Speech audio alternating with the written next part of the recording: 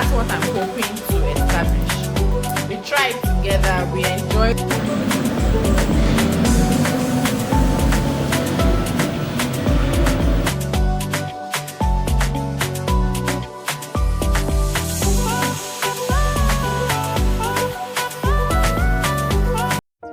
Hey there, welcome to another vlog.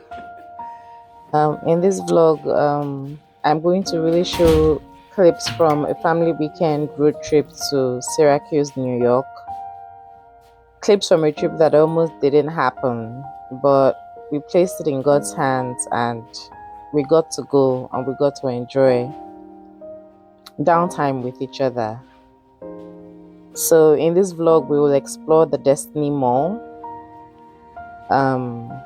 show how we enjoy time in each other's presence in a new place, and I will reflect on what it means to let go of control and trust in God's divine will, even when our plans feel uncertain. So I hope that this video will be a gentle reminder that sometimes the blessings of God are found on the other side of obedience and trust. Welcome, welcome, welcome. This is us settling into our room in Embassy Suites in Syracuse. It's right opposite the Destiny Mall, so it's very convenient. Like, it's a very convenient place to stay if you want to explore the mall. We stayed in a suite with two double beds and a sofa bed in the living room. I'm settling in. I'm going to take advantage of the time to do some skincare, rest, and launch into exploration mode the next day. So that's me getting ready to relax and get some cuddles for my babies. That's the mall. That's the Destiny Mall. It's a really big mall. Some places are empty. They have a few empty shops, but otherwise it's somewhere that you will go and have a good time. But I don't think that I will go back there again. I feel like I've seen and I've done everything that has to be done in Destiny Mall. I won't be there again. But it was a good trip.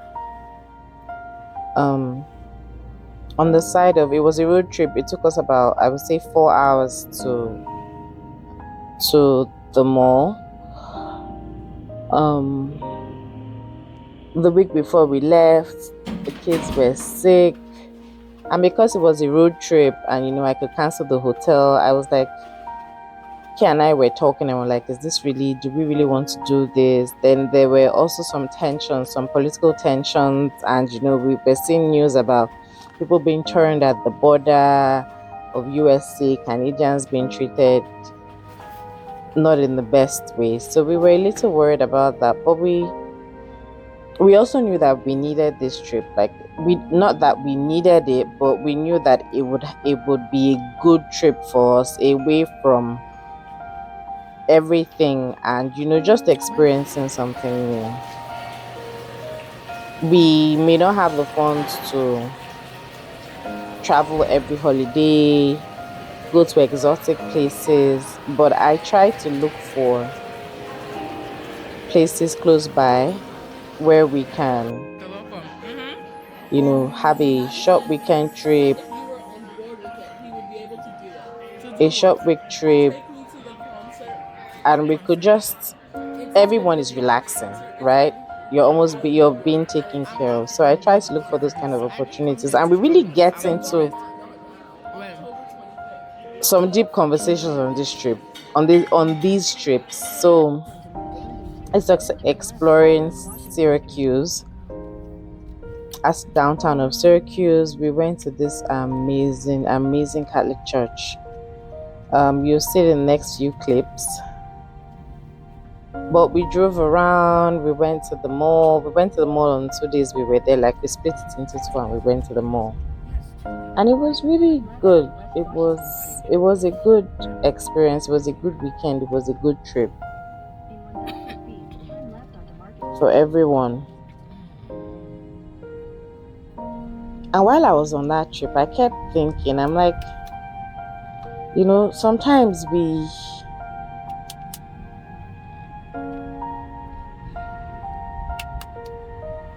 stress out a lot. I think as human beings, it's difficult for us to not worry about what the outcome will be, what will happen tomorrow, what will happen next week, what if this thing we've planned falls through, especially when we've linked that plan to so many things, including our identity. That is disordered in that mindset, and that thought process is disordered. But that's just the way we are. Like, it's always until I get this thing. I hope that this thing happens. I get this new car. I get this new job. I get this promotion. Like, we're always looking for one thing to do until this money comes in. We're always looking for one thing to do that will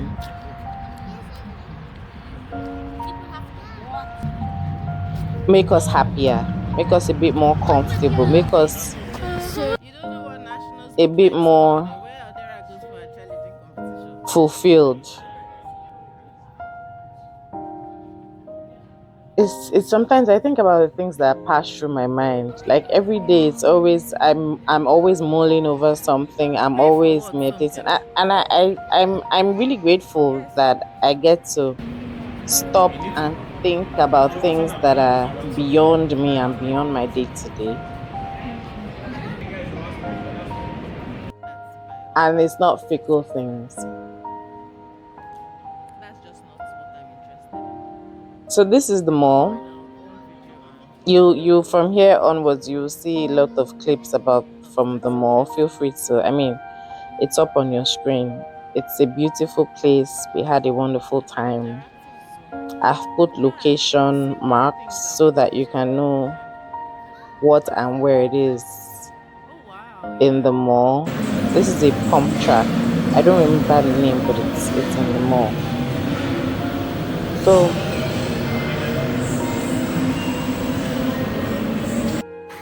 for us Catholics, we talk a lot about surrendering to divine will, surrendering to divine providence. Sometimes it's obscure, it's very unclear. Sometimes it's clear. A phrase that comes to my mind is fiat voluntas tua. Fiat voluntas tua. It's a Latin phrase meaning thy will be done.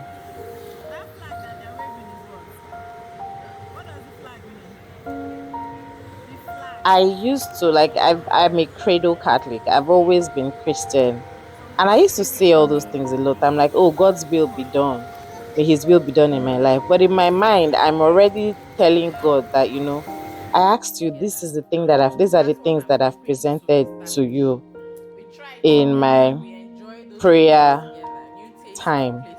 That's what I'm expecting. And sometimes when I don't get those things, I will be so heartbroken. I'll feel so dejected, like God has forgotten me. But look at the provision. Look at the way that God provides for us in so many different ways. But we don't see, we sometimes we're grateful. I'm grateful in the moment, and other times I forget because that new thing that I want I haven't seen it yet. So this is us. These are some of the things we bought from, I won't say it, from Target, because we were there for 3 nights, so we stocked up on a few things that we would snack on. We had dinner, we had breakfast in the hotel, lunch outside, and would always come back to the room and make something that we could all really just sit together and enjoy. Noodles, like things that are here, and some of these things went back home with us anyway. So this is the night of the first day. Then we also tried Olipop. It's a what is this thing that is called that has kombucha? Is it a kombucha? I'm not really sure the word. I'll look for it, but the Olipop was really nice. This is the basilica this is the Catholic church we went to. It's the Basilica of the Sacred Heart of Jesus. No, there's a bakery here that my people. I was pleasantly surprised when we got into this church. The display of relics. My God. First of all, of course, you know that it will be a beautiful church. Let me wait and pause while we walk majestically into the doors of this church. So this is their relic stand. They had relics. This is their reliquary. They had relics of Saint Maria Cook, Saint Therese of Lisieux, Saint Maximilian Kolbe. They had relics of the Holy Cross of Jesus. This is Saint Edward the Confessor, Saint Andrew Bobola. I think they had over Saint Elizabeth Ann Seton. I'm reading her book. Right now I'm reading a book that was written about her autobiography. It's not autobiography, like a book. It's called Elizabeth Ann Seton and the Sisters of Charity. I will talk about it maybe in the next vlog or the vlog after that. But this place filled me. I felt like a little child in this church. You know, these things make me happy. And I wasn't expecting this for some reason. So we got in there and I saw this and I'm like, oh my. Yeah, she was pregnant. So they killed. Oh my. When he was telling us the story. No, I didn't hear. Go and read. Then the priest told us the story of a family. Read the booklet. That Come and tell me what you read from the booklet. I won't say it's a Russian or a Polish family that was killed because they. You can leave the church, guys. You guys can go if you're done. They hid another family. They hid a Jewish family. This is a miracle. But there's a book in that church about the story of that family and how they are pushing for their canonization. You don't know what they are. Like, you don't.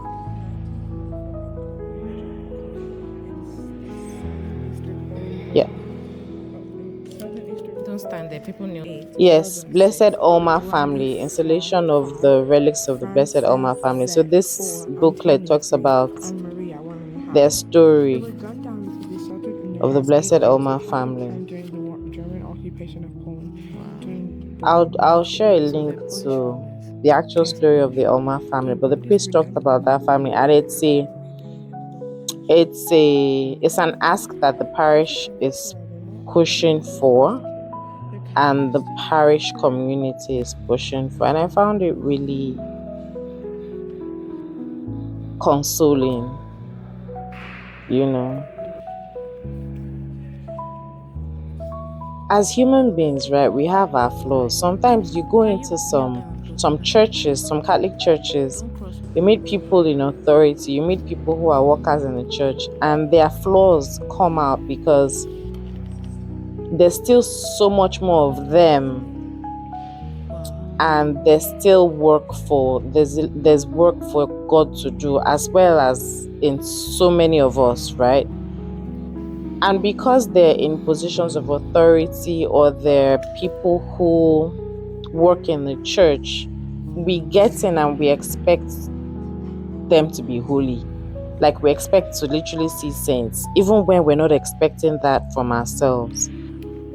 I'm always conscious of that when I go to new places, when I go to new churches, especially when I'm moving from one parish family to another. I always try to be gracious to people, especially people in the house of God, because even Jesus himself said that sick people don't need a doctor.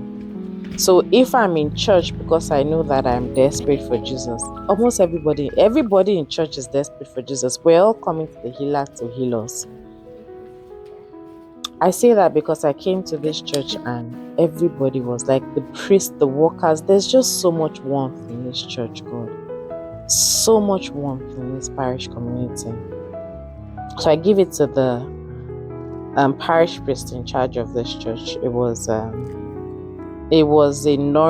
spiritually nourishing trip for myself and for my family. So I just want to read something that I sort of pulled together about trusting in divine will. And it says that sometimes the plans almost fall apart, the timing may feel off, the details don't line up, and we wonder if it's better to stay where we are. Like I said, this trip almost didn't happen. But instead of holding things tight and thinking that our lives and our identity and whatever outcome we have depends on these plans that we have, we should loosen our grip. It's an intentional thing, and it's not something that I can do normally. I have to always pray to God every day. In my mind, in quiet moments, I'm like, when at work, when maybe it's my file and someone comes in and they're asking questions in a way that it seems like they have authority, but they're not really asking the right questions, or they don't really. And sometimes I'm very short-tempered and I'm like, should I engage? Okay. Then I'm like, God, help me to just stay calm. So it's in very little things like that, because I'm trying to build virtue in every single thing. So instead of holding tighter, we should choose to loosen our grip. We should choose to trust, to surrender, and to say yes. When you leave it in God's hands, say, Jesus, I trust in you. Take care of everything. Jesus, I surrender this to you. That's the surrender prayer. It's something I also say. Jesus, I surrender this to you. Take care of everything. So when you say yes to Jesus, you don't know the outcome, but you're trusting that because you've offered this to him, and whatever the outcome is, his hand is in it. And I do that a lot to our Mother Mary. I'm like, Mother Mary, you know that I'm under your mantle of love and protection. I say the Maximilian Holy Prayer of consecration every day, or almost every day. I'm like, I consecrate myself to you, my actions to you, every day. I'm yours. I'm no one else, but I'm yours. So everything that happens to me, good, bad, everything in between, it's you. Your hand is in it. When we have that kind of mindset, we say, God, we place our steps in your hands, even the ordinary ones, the steps that lead us to somewhere new, in places that are unfamiliar. You slow down. You notice the little things. You notice the laughter. You notice the joy. You notice the smiles. You notice you're walking and maybe your child's hand is reaching for yours. These little moments that can't be rushed, may not have been part of your plan, and may not really be perfect. God is working in all those things. His hand is always in all those things, especially when you're coming from a place of total surrender to him. Sometimes even I mentioned in good times and in bad times. Sometimes when it seems like I'm in a place of desolation and I'm experiencing things that I will classify as, it could be mental, but I will classify them as spiritual attacks. Me, 4 or 5 years ago, I will pray, but I will pray from a place of, it's like this, the foundation of a prayer is anxiety. Like, how can this be happening to me? God, like, it's almost like it's a place of desperation, a place of worry. But I'm seeing something that normal me, I'm sure the devil in his mind is like, this is a trap. This lady's going to fall. She's going to start worrying. She will not trust. I will just flip my head, turn my body on my bed, change the direction of how I'm sleeping. Say a surrender prayer. Say the prayer to my guardian angel. Say one prayer, one Hail Mary. And I've gone back to gear 5 of my sleep. Sometimes I even amaze myself. I'm like, Ada, you have really grown in your level of surrender, But thank you so much for sticking with me this far. And as always, as usual, I pray that our Mother Mary will cover us under her mantle of love and protection. I pray that we will really learn to trust and surrender to the will of God and to divine providence. This video has really made me happy, and I don't know, it's giving me joy in my heart and made me a little excited, and I pray that it makes you excited too. I hope that I see you in the next vlog, and thank you so much for watching this far. Bye.